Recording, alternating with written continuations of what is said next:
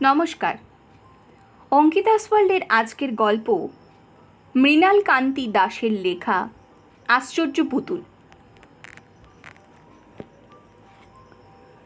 Telephone তুলতেই ওই প্রান্তে অধ্যাপক অমলিন সেনের উত্তেজিত গলা। সান্যাল, একবার আসতে পারবে? জরুরি দরকার। আর একটিও কথা নয়, সান্যালের উত্তরের জন্য অপেক্ষাও নয়। ঝপ করে রিসিভার নামিয়ে রাখার শব্দে সান্যাল বুঝলেন ব্যাপার গুরুতর। চারু মার্কেট থেকে যাদবপুর বেশি পথ নয়। সুগত সান্যাল ভাবছিলেন অধ্যাপক সেন মানুষটাই এমন, ষাটোদ্ধর, বিপত্নিক, ইতিহাসের ডাক সাইটে রিটায়ার্ড অধ্যাপক। মানুষটিকে ভালোবাসেন না এমন মানুষের সংখ্যা কম। যাদবপুরের পুরনো বাড়িতে কাজের লোক পরিবৃত জীবন তার, নিজের বলতে তেমন কেউ নেই। তাই তার বাড়ির প্রতিদিনের আড্ডায় যারা আসর জমান তারাই তার আপনজন। শখ বলতে দামি চুরুট আর কিউরিও সংগ্রহের নেশায় দেশ বিদেশে ভ্রমণ তার এক শখ। ভ্রমণে গিয়ে সংগ্রহের নতুন কিছু এলেই তাই ডাক পড়ে সুগত সান্যালের। অধ্যাপক সেনের সংগ্রহ ঈর্ষণীয়। বাপ ঠাকুরদা রেখে যাওয়া দেদার অর্থ সম্পত্তি অধ্যাপক সেন তার সংগ্রহালয়ের পেছনেই খরচ করেন দরাজ হাতে। সাত সকালে টেলিফোন এইরকম কোনো দুর্মূল্য বস্তু দর্শনের ডাক নয় তো। ভাবতে ভাবতেই সান্যালের গাড়ি ঢুকে পড়ে অধ্যাপক সেনের বাড়ির গেটের ভেতর। গাড়ির শব্দে বেরিয়ে আসেন অধ্যাপক অমলিন সেন। বারান্দা থেকে হাত বাড়িয়ে ডাকেন সুগত সান্যালকে।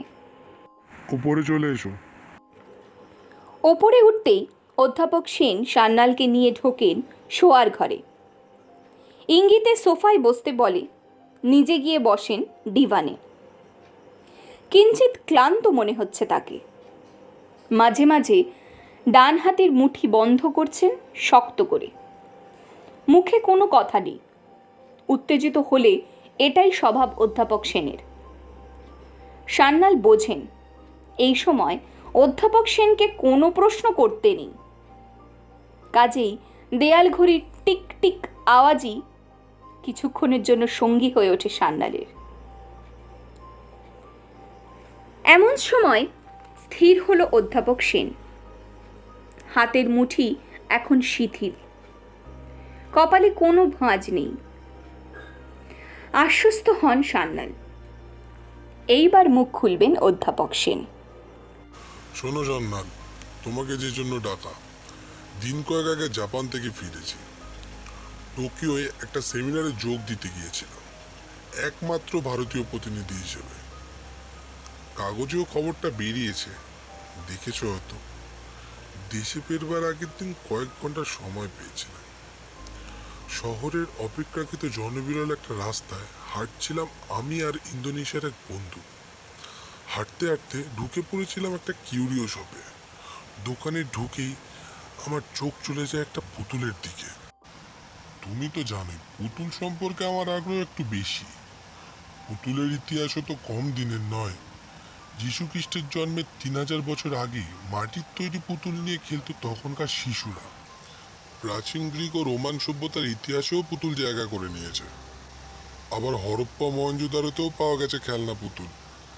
মেক্সিকানদের কথাই ধরো না, ওদের মৃতের দিন উৎসবে ছেলে মেয়েদের হাতে তুলে দেওয়ায় চিনির তৈরি খেলনা পুতুল, তা নাকি পবিত্রতার প্রতীক।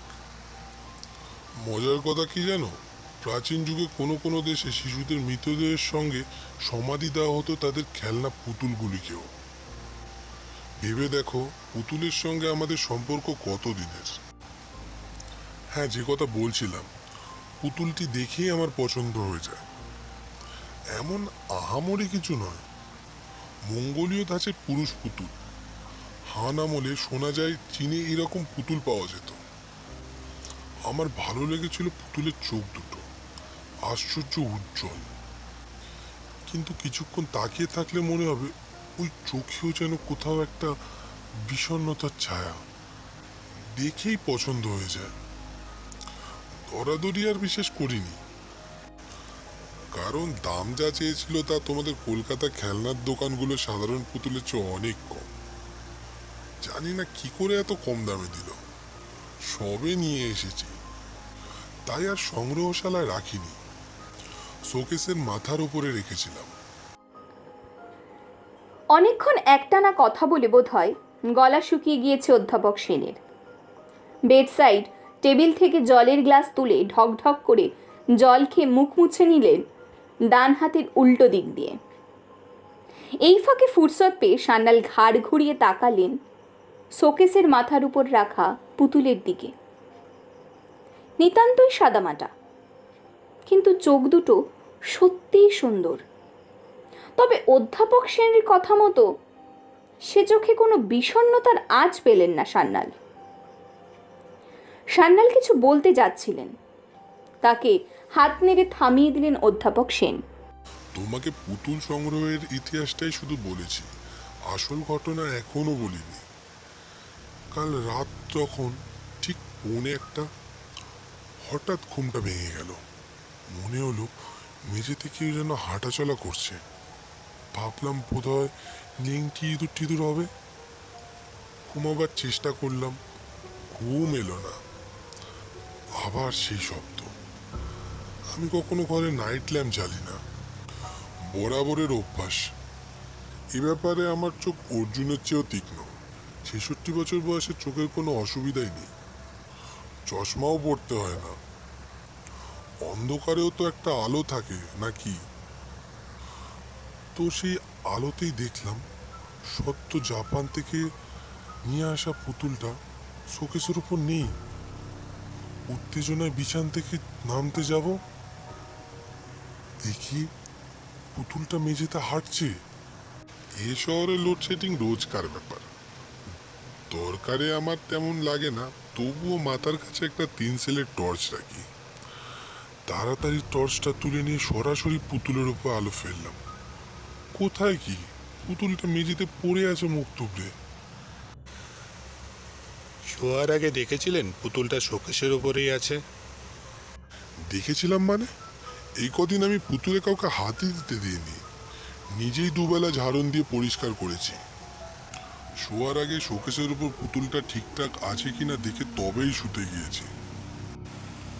তবুও বয়স হয়েছে আপনার, প্রেশারটা নিয়মিত চেক করাবেন। রাত্রে খাবার পর একটা অ্যান্টাসিডও খাবেন। আমার মনে হয় পুরোটাই ভ্রম, ইলিউশন।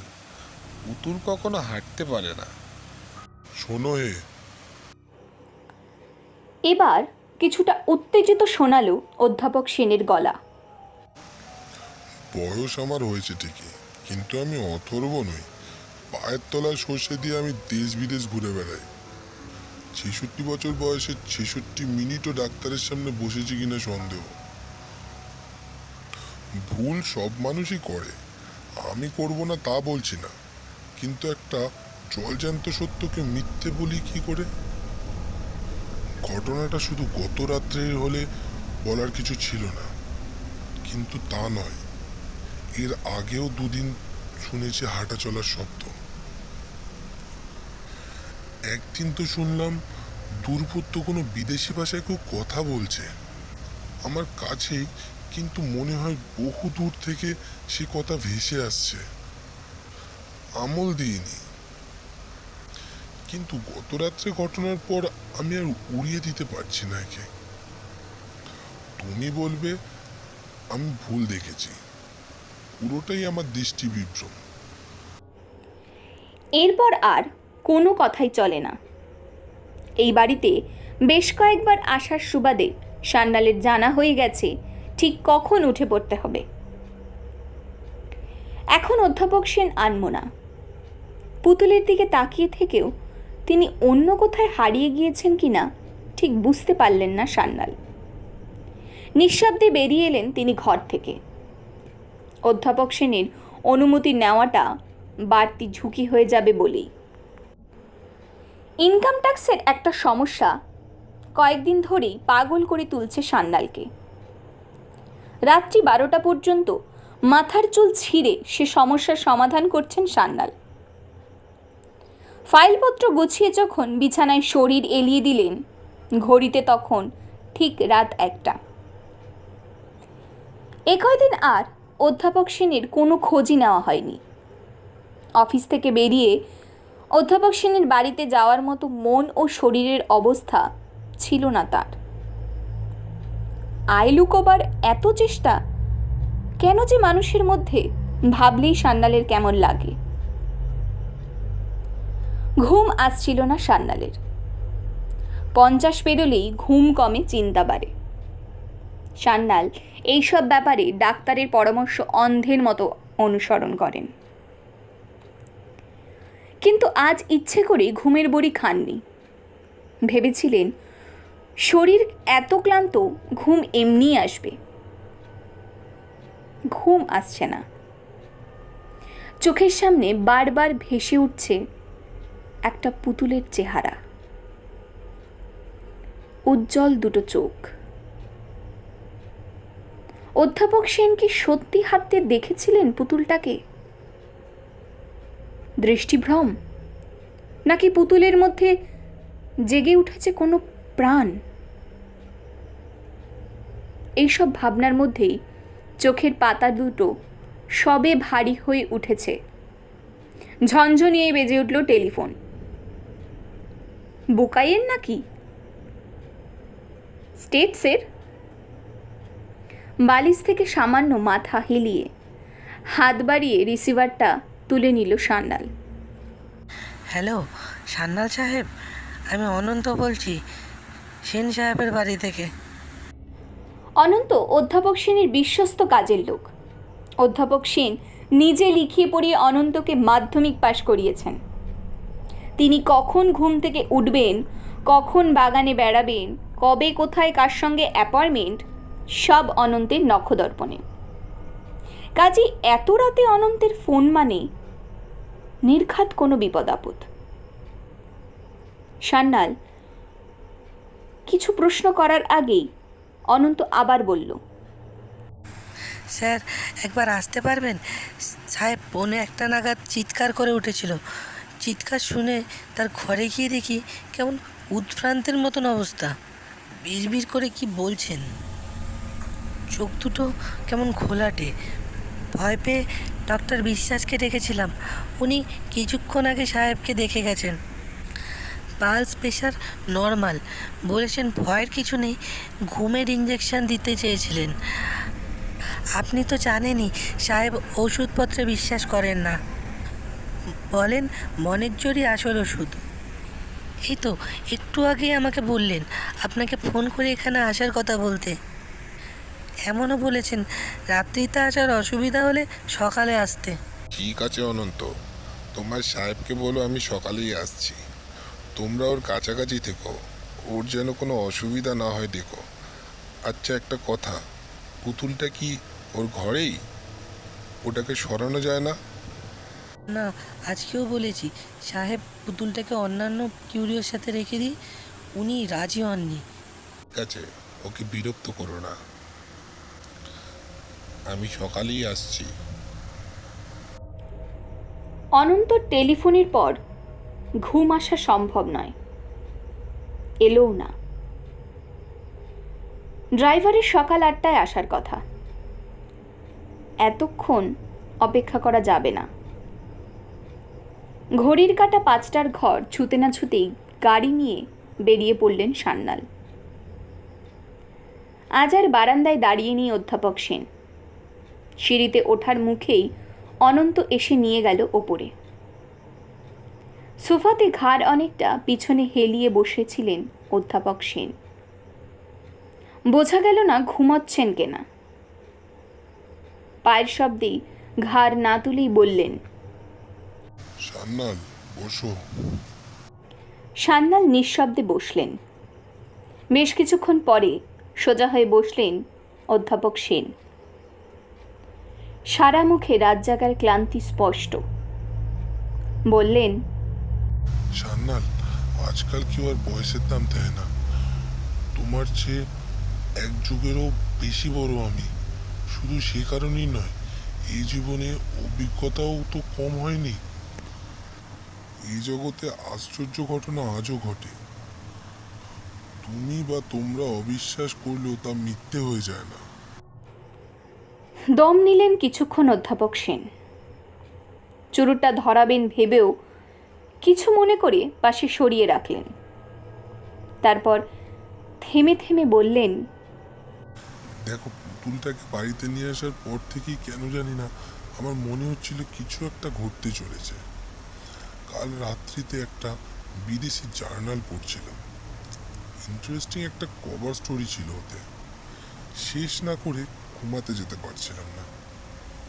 দুবারও অনন্ত তাড়া দিয়েছে, শুনিনি। স্টোরিটা শেষ করে ঘুমাতে যাব, অন্য দিনের মতো পুতুলটাকে নাড়াচড়া করে একটু দেখতে গেলাম। মনে হলো পুতুলের মুখটা কেমন যেন বেঁকে গেছে, একটা অবজ্ঞার হাসি যেন লেগে রয়েছে সেখানে। কিন্তু এর আগে তো বহুবারই দেখেছি পুতুলটাকে, এমনটা চোখে পড়েনি। তারপর আমি ঘুমাতে গেলাম। ভাবলাম মনেরই ভুল। বিছানায় শোয়ার কিছুক্ষণের মধ্যেই গভীর ঘুমে তলিয়ে গেলাম। রাত 1:45 নাগাদ হঠাৎ কি একটা শব্দে ঘুমটা ভেঙে গেল। চকিতেই চোখ গেল শোকেসের উপর। পুতুলটা নেই। কে যেন মনের মধ্যে বলে উঠল, পালাও অধ্যাপক সেন, পালাও। জীবনের ভয় আমি পাইনি। একসময় ব্যায়ামের আখাড়ায় গেছি নিয়মিত। আমি শ্বাস বন্ধ করে তাকিয়ে থাকলাম শোকেসের দিকে। হঠাৎ মনে হলো কেউ যেন ধপধপ করে হেঁটে আসছে আমার বিছানার দিকে। ঘাড় উঁচু করে দেখলাম আমার পায়ের দিক থেকে খুব সতর্কভাবে হেঁটে আসছে পুতুলটা। অধ্যাপক সেনের সারা কপালে বিন্দু বিন্দু ঘাম। সান্যাল বললেন, স্যার, আপনার কি খুব কষ্ট হচ্ছে? তাহলে থাক। তাকে ইশারায় থামতে বলে আবার শুরু করলেন অধ্যাপক সেন। হঠাৎ দেখলাম পুতুলটা এক লাফে আমার বিছানায় উঠে এলো। এই প্রথম চোখে পড়লো তার প্রসারিত 2 হাতে ধারালো ছুরির মতো নখ, মুখে বাঁকা হাসি। আমি বাধা দেওয়ার আগে সে উঠে বসলো আমার বুকের উপর। আমার ষষ্ঠেন্দ্রিয় বলে উঠল, এখনো সময় আছে। সে আমার গলা চেপে ধরার আগেই উত্তেজনায় জড়িয়ে ধরার টর্চ লাইটটা সজোরে বসিয়ে দিলাম তার মাথায়। তারপর আর কিছু মনে নেই। জ্ঞান হারায়নি, কেমন যেন একটা ঘোরের মধ্যে ছিলাম। সংবিত ফিরতেই দেখলাম পুতুলটা ওই শোকেসের মাথায় উপরে, চোখ দুটো আগের মতো বিষণ্ণ। এবারে আর অবিশ্বাস করতে পারলেন না সুগত সান্যাল। বললেন, আর আপনি আমাকে ক্ষমা করবেন। আমি কিন্তু আপনাকে শুধু একজন পণ্ডিত অধ্যাপক হিসাবেই নয়, মানুষ হিসাবেও যথেষ্ট শ্রদ্ধা করি। আমি অলৌকিকতা বিশ্বাস নাও করতে পারি, কিন্তু অন্যের বিশ্বাসবোধকে খাটো করি কোন যুক্তিতে? সেদিন আমি শুধু আপনাকে স্বাস্থ্যের কথাই বলতে চেয়েছিলাম। আপনি আমাকে ভুল বুঝবেন না। অধ্যাপক সেন মুখে কিছু বললেন না। তার মুখে স্মিত হাসি বুঝিয়ে দিল তিনি কিছু মনে করেননি। সান্যাল সোফা ছেড়ে উঠে দাঁড়িয়েছেন চলে যাবেন বলে। তার মনে হলো পুতুলটাকে একবার হাতে নিয়ে দেখা দরকার। অধ্যাপক সেনকে জিজ্ঞাসা করলেন, স্যার, বলছি পুতুলটা একবার হাতে নিয়ে দেখতে পারি? নিশ্চয়ই, দেখো না তুমি কিছু পাও কিনা। সান্যাল শোকেসের কাছে গিয়ে পুতুলটাকে হাতে তুলে নিলেন। ঘাড় ঘুরিয়ে দেখতে গিয়েই নির্বাক হয়ে গেলেন। এ কি দেখছেন তিনি? চোখের সামনে ছায়া ছায়া অন্ধকার। মাথা ঘুরে প্রায় পড়েই যাচ্ছিলেন। নিজেকে সামলে আর একবার বিস্ফারিত চোখে তাকালেন পুতুলের মাথার পেছনে। সেখানে দলা পাকিয়ে আছে চাপা চাপা রক্ত, ঠিক যেখানে গত রাত্রিতে টর্চ দিয়ে আঘাত করেছিলেন অধ্যাপক অমলিন সেন।